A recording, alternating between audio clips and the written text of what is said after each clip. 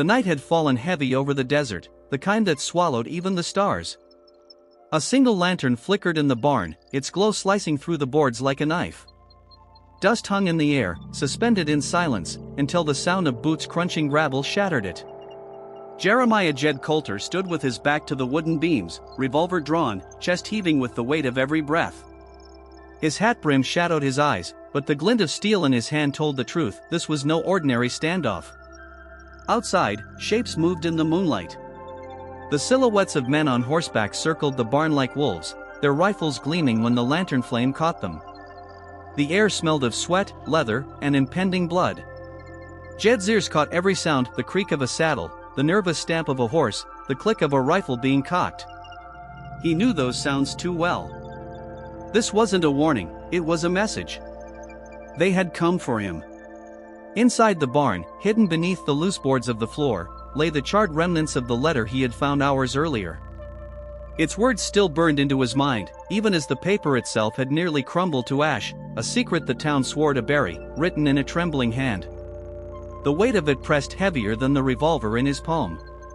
Whatever that letter had meant, whatever truth it carried, it had brought the night riders to his door. Jed's heart pounded like a war drum. He thought of Lavinia Pike, the schoolteacher, who had pleaded with him not to stir old ghosts. He thought of Reverend Amos Fletcher's sermon about sins buried in dust. But mostly, he thought of Absalom Graves, the man whose name was seared across that blackened paper. Graves was supposed to be dead 20 years now. If the letter was true, then death hadn't buried him, it had hidden him. The horses outside drew closer, their snorts echoing like thunder in the still night. Jed's eyes darted to the cracks in the boards. He counted 5 men, maybe more. Their leader spoke at last, his voice low and venomous, carried by the wind. "Coulter, step out, or we'll burn you out. That paper belongs to us." The word paper dripped like poison, and Jed's gut twisted. They weren't here for cattle, or money, or vengeance. They were here for the letter. Jed tightened his grip, the trigger cold under his finger. His chest rose, steady now, his decision made in silence. The barn door groaned as a gust of desert wind pushed against it, the hinges screaming like a warning. And in that instant, as he pressed his back to the wall, Jed realized the truth that turned his blood to ice. They hadn't come for the cattle. They'd come for him. The sun rose over the desert in sheets of gold, spilling across the cracked earth and long stretches of sagebrush. Jeremiah Jed Coulter rode slow along the ridge, the leather of his saddle creaking in rhythm with his horse's stride. The air was dry enough to crack a man's lips, yet it carried the faint scent of mesquite smoke drifting from the valley below.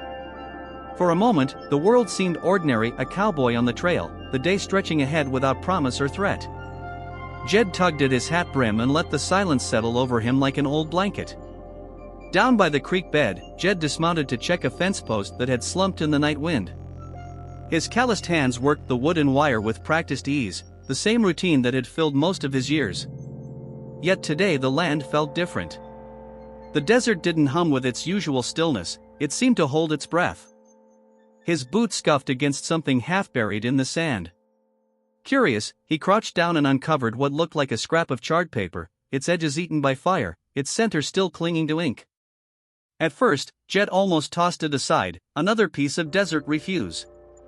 But the handwriting stopped him, jagged strokes carved in desperation. He read the words aloud in a whisper: "The truth lives under stone. Graves is not gone." The name clawed at his memory.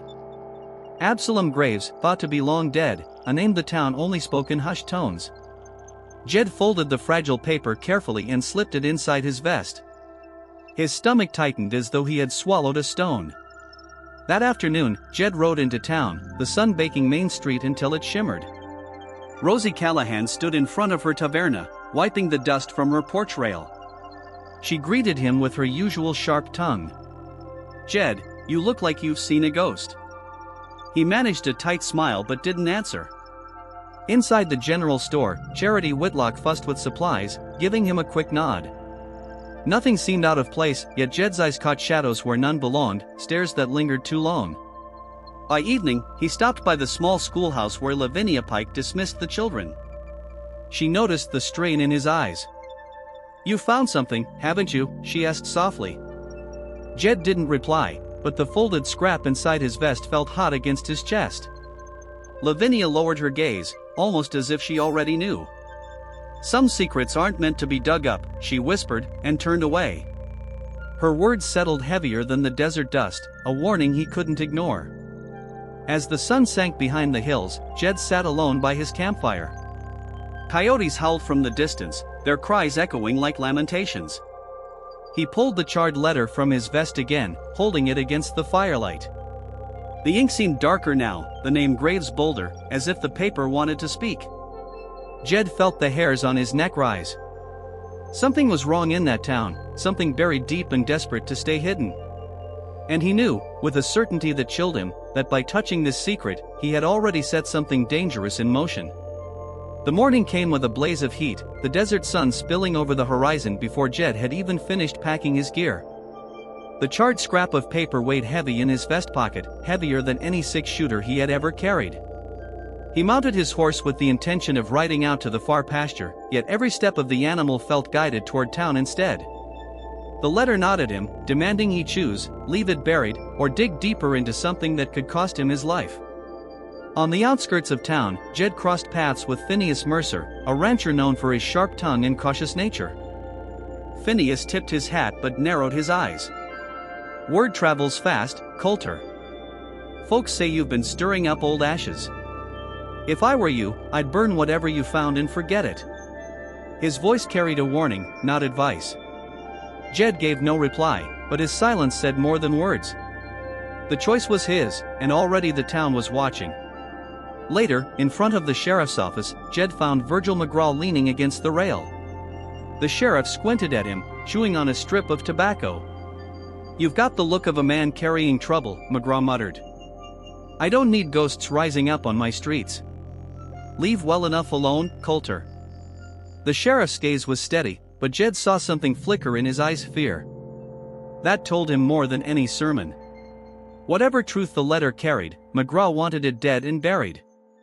Inside Rosie Callahan's tavern, the air was thick with smoke and whispers. Rosie slid Jed a glass of whiskey and leaned closer. "Jed, I heard about that paper. Don't let them scare you. Quiet. This town's been choking on lies longer than you've been alive." Her words clashed with the sheriff's warning, leaving Jed straddling the line between wisdom and defiance. He studied the amber liquid in the glass, his reflection rippling with doubt. If he followed Rosie's call for truth, he'd be marked. If he obeyed the sheriff, he'd be haunted by silence. That evening, he rode to the churchyard where Reverend Amos Fletcher tended the graves. The Reverend's hands shook as Jed asked about Absalom Graves. The old man avoided his eyes, whispering, "Some men die twice, once in flesh, once in memory.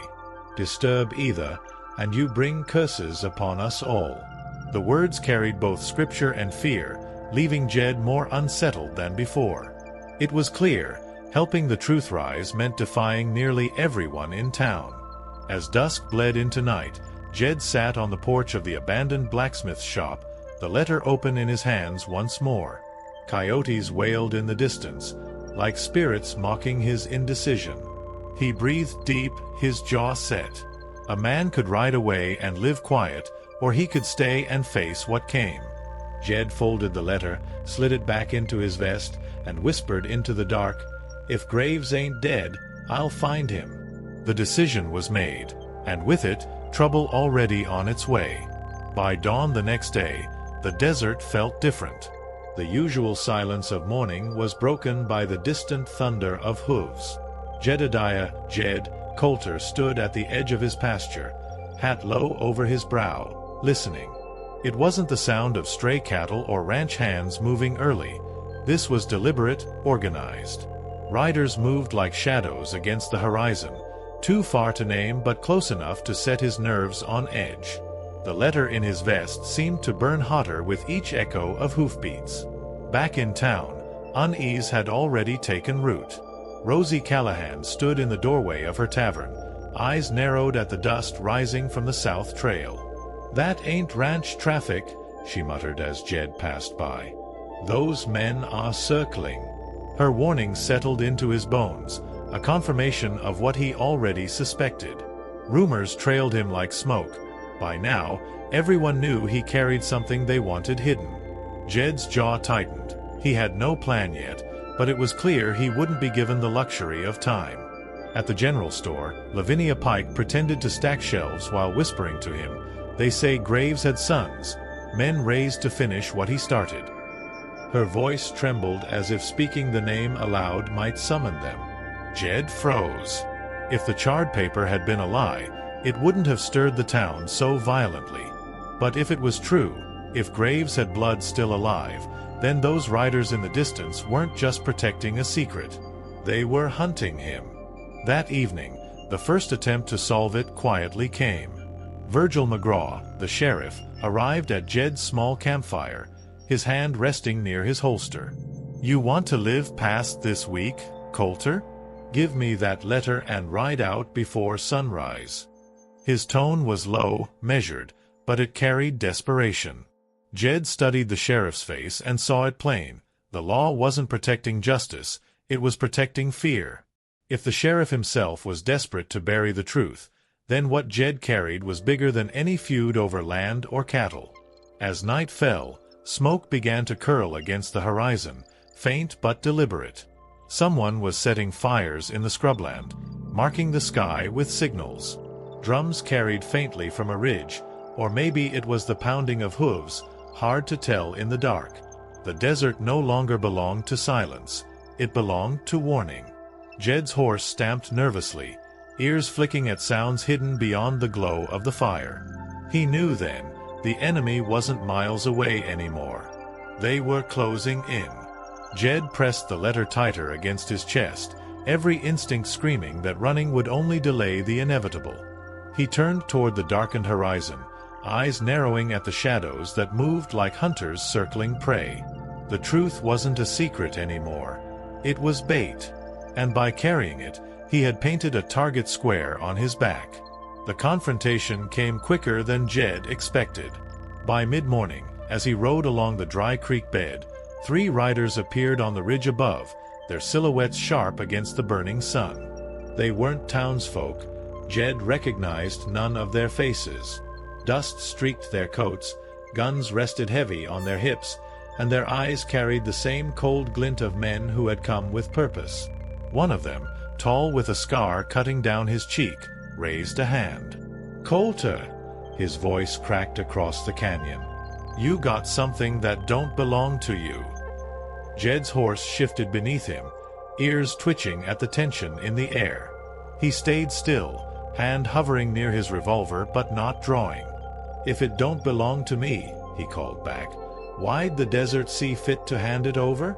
His words echoed off the stone walls, buying him seconds he knew wouldn't matter. The scarred man sneered, spitting into the dirt. "Don't play clever. That paper's ours, and if you don't hand it over, we'll carve it out of you." The exchange might have ended in blood right there, but one of the younger riders made a mistake. Eager, reckless, he kicked his horse down the slope and pulled his pistol too soon. The crack of gunfire split the silence, and Jed reacted on instinct. He spurred his horse, drawing in one smooth motion. The first bullet whined past his shoulder, but his own shot sent the boy's hat spinning into the dust. The horse reared, throwing the rider hard onto the rocks. Jed didn't aim to kill. He wanted them shaken. But mercy came at a cost. The other 2 riders opened fire, bullets sparking against stone, one grazing Jed's arm and tearing cloth. Pain flared hot, but he forced his horse into a gallop, weaving through the dry creek bed as lead split the air around him. The world became a storm of dust, hooves, and thunderous echoes. He fired twice more, not to hit but to scatter them. It bought him space, but not safety. By the time Jed broke free into open desert, the riders had fallen back. They didn't chase to the end. Instead, they lingered at the ridge, watching, their silhouettes like vultures biding their time. He could almost hear their unspoken words. This wasn't finished. They'd be back, and next time they wouldn't send the young and eager, they'd send the seasoned and merciless. As he bound the graze on his arm with a strip of cloth, Jed's mind replayed the fight. They hadn't asked about cattle, land, or debt, only the paper. The scarred man's threat confirmed it. The letter was more dangerous than he'd guessed. Jed tightened the knot on the bandage, his jaw set. He'd won a small victory, but it was one that came with a cost. For the first time, he understood this truth wouldn't be buried without blood, and someone had already chosen him to pay it. Jed returned to town under the heavy shroud of dusk, his arm stiff from the grazing wound. Main Street was nearly empty, but whispers trailed him like shadows. He tied his horse outside Rosie Callahan's tavern and pushed through the swinging doors, the scent of smoke and whiskey wrapping around him. Rosie looked up from behind the counter, her sharp eyes catching the bandage. "You've been marked," she said flatly. Jed didn't argue. He pulled the charred paper from his vest and slid it across the counter. "Tell me why Graves' name's still burning." Rosie froze, the color draining from her face. She touched the paper as if it might burn her skin. "Absalom Graves wasn't just a rancher," she whispered. "He ran this town once, through fear. Folks thought he died in that fire 20 years back, but truth is, some swore they saw him after. The sheriff, the reverend, half the old guard, they covered it up." She met Jed's gaze, her voice breaking. "If Graves lived, then everything we've built since rests on a lie." Later that night, Jed sought Reverend Amos Fletcher in the small wooden church. The reverend's hands trembled as Jed laid the paper before him. The old man's eyes filled with dread. "Graves struck a pact with men who didn't belong here, railroad barons, killers, worse. When the fire came, we buried his name to save the town. We told ourselves he perished, but he didn't. He fled. His blood still walks, Coulter, and they'll kill to keep his truth from rising." Fletcher's voice cracked. "You weren't meant to find that letter. It was left as a warning, not a message." The revelation cut deeper than any bullet. Jed understood now, this wasn't a simple feud. It was a story woven into the bones of the town itself. If Graves or his kin still lived, then they owned the silence of everyone who had stayed quiet for decades. Jed thought of Lavinia Pike's fearful glance, the sheriff's thinly veiled threats, Rosie's trembling hands. The letter hadn't created danger, it had revealed it. He wasn't standing against outlaws, he was standing against the very roots of the town. At that moment, the church door creaked open. A figure stood in the threshold, half hidden by shadows. It was Virgil McGraw, the sheriff, his hand on his revolver. His voice was low, tight. "You don't know what you're stirring, Coulter. Graves' ghost ain't yours to fight." But Jed caught it, the sheriff's slip. Not if Graves lived, but that Graves lived. The truth was no longer rumor. It was real. Jed squared his shoulders, the paper clenched in his fist. The truth carried weight enough to topple the fragile piece the town clung to. And with that weight came a choice, bow to fear like the rest, or let the fire rise again. He met McGraw's eyes, steady, unyielding. "If Graves breathes," Jed said coldly, "then so does justice." The sheriff's silence confirmed what Jed already knew, there was no turning back. The next evening, Jed rode into the canyon where the desert wind howled through jagged stone.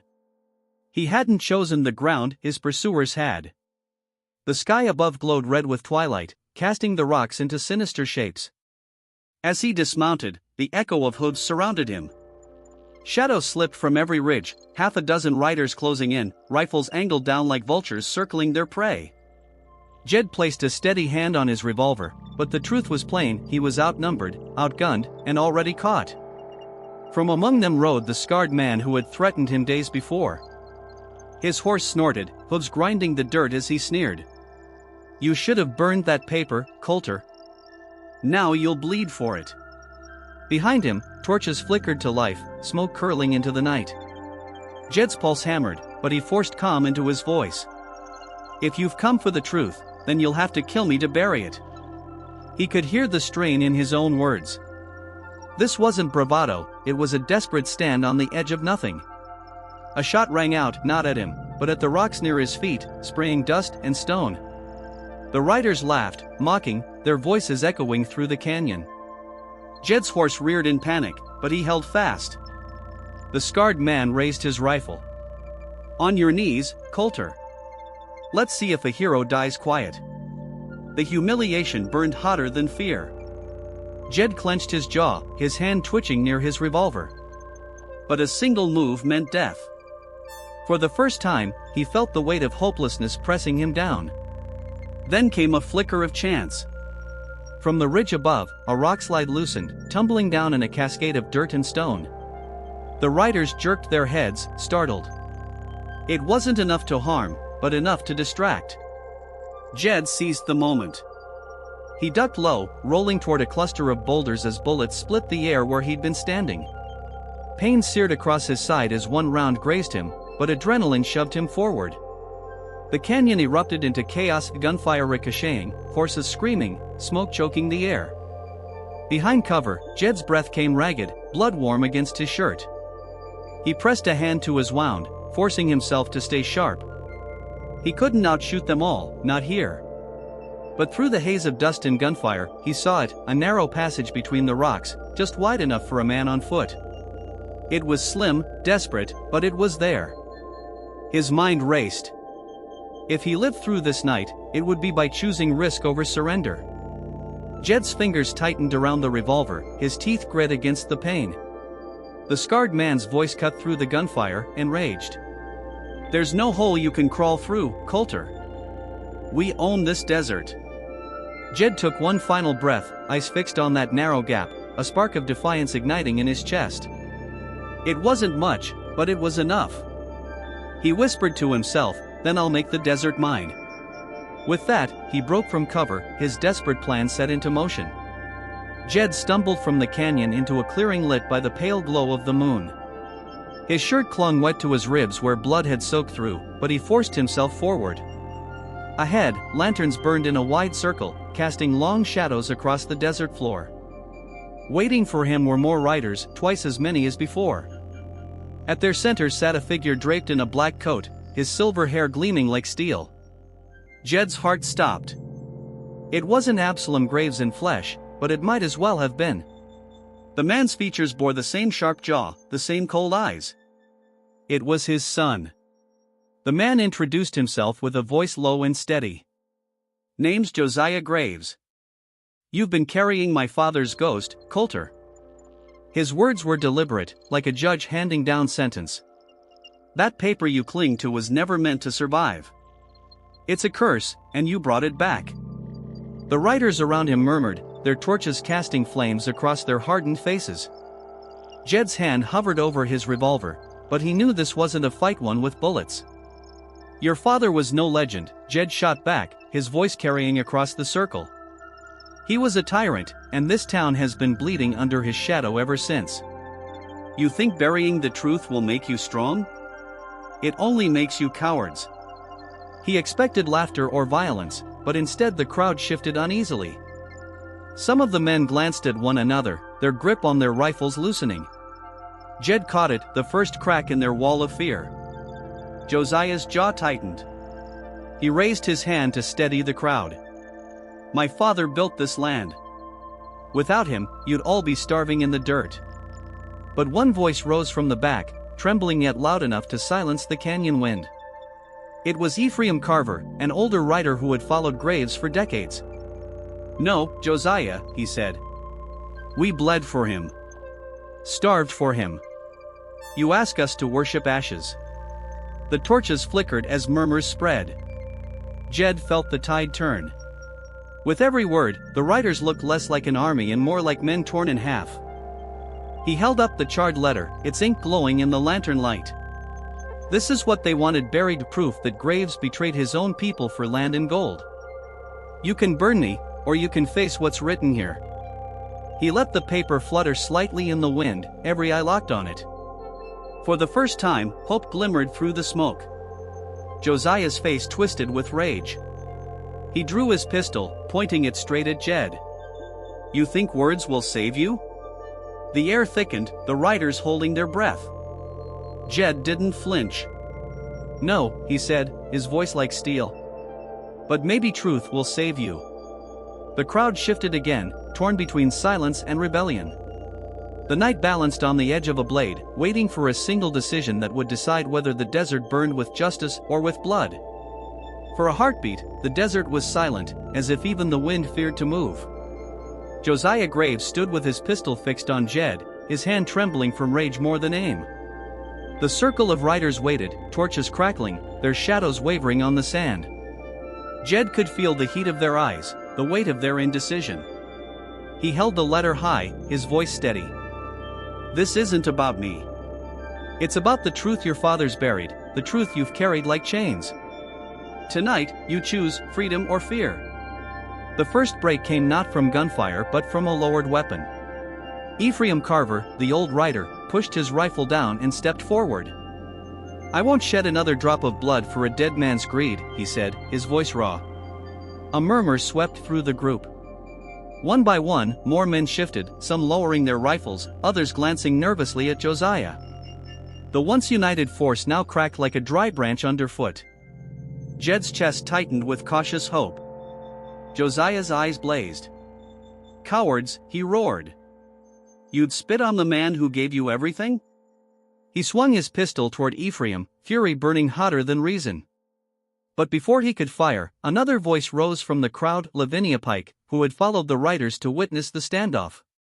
She stepped into the circle, her small frame glowing against the firelight. "Absalom Graves gave nothing," she shouted. "He only took. He took my family, he took this town's future. No more."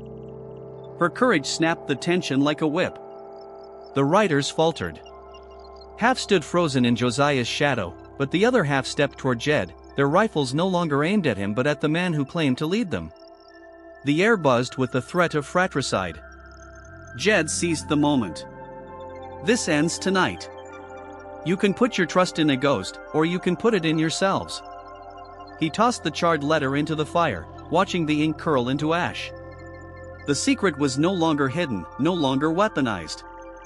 Its truth had been spoken, and its chains broken. Josiah screamed in fury, lunging at Jed, but his shot went wide. Jed drew and fired in the same breath, his bullet striking Josiah's gun hand, spinning the revolver into the dirt. The crowd erupted, not into chaos, but into resolution. Several men surged forward, disarming Josiah, forcing him to his knees. The fight had ended not in slaughter, but in choice. The men who once followed Graves had turned their backs on his legacy. As the flames devoured the last of the letter, silence settled over the clearing. The riders released Josiah, leaving him broken in the dust. One by one, they extinguished their torches and mounted their horses, riding off into the night without a word. Jed stood bloodied but unbowed, the desert wind brushing across his face. The truth had cost him dearly, but the weight of silence had been lifted from the town. For the first time in decades, the night felt clean. Months had passed since the night in the canyon, yet the memory lingered over the town like a scar. Main Street no longer echoed with whispers of Graves' name, but his shadow still haunted the corners of old saloons and church pews. Jedediah Jed Coulter rode back through town one autumn morning, his wounds healed though his ribs ached when the cold set in. Children laughed outside the schoolhouse, their voices carrying a freedom the town hadn't known in years. Lavinia Pike stood at the doorway, her eyes meeting Jed's with quiet gratitude. For once, the silence between them wasn't fear, it was relief. At Rosie Callahan's tavern, the air was lighter, filled with the clatter of mugs instead of tense murmurs. Rosie poured Jed a glass without asking and set it down with a smile. "You burned the paper, but you lit a fire none of us will forget," she said. Jed raised the glass, his voice rough. "Truth don't need ink to live. It just needs people willing to speak it." Around them, townsfolk nodded, the unspoken bond of shared struggle etched into every face. Josiah Graves was gone, ridden out into the desert after his humiliation, never to be seen again. Some said he wandered toward the border, others claimed he joined outlaws who didn't care about his father's ghost. Wherever he'd gone, the town no longer lived under his chain. Sheriff Virgil McGraw had resigned weeks later, his badge left hanging on the church door. No lawman replaced him right away, the people governed themselves, scarred but proud. Jed knew it wasn't a perfect peace, but it was one the town had earned. On a quiet evening, Jed visited the churchyard where Reverend Amos Fletcher knelt in prayer. Together they stood over the weathered stone that bore Absalom Graves' name, though both knew the man had never truly rested there. Jed tipped his hat. Some men carved their legacy in fear. Others in silence. But the land don't forget. The Reverend's voice cracked as he answered, "Nor does God." They said no more, but the wind carried their words into the desert, scattering them like seeds. Later, Jed sat at the edge of his pasture, the horizon painted in gold by the setting sun. His sister, Martha Boone, walked beside him, her hand resting lightly on his arm. She spoke of rebuilding, of planting, of raising her children without the dread of old ghosts. Jed listened, his heart heavy but steady. For the first time in years, he allowed himself to imagine a future where the desert was more than a graveyard of secrets. As the last light faded, Jed whispered into the cooling air, a line etched into him as deep as any scar. Sometimes, in the West, the fastest draw wasn't the one that saved lives, it was the hand that reached out first. The desert stretched wide and silent around him, no longer a place of hidden lies but of hard-won truth. And in that silence, Jed found closure.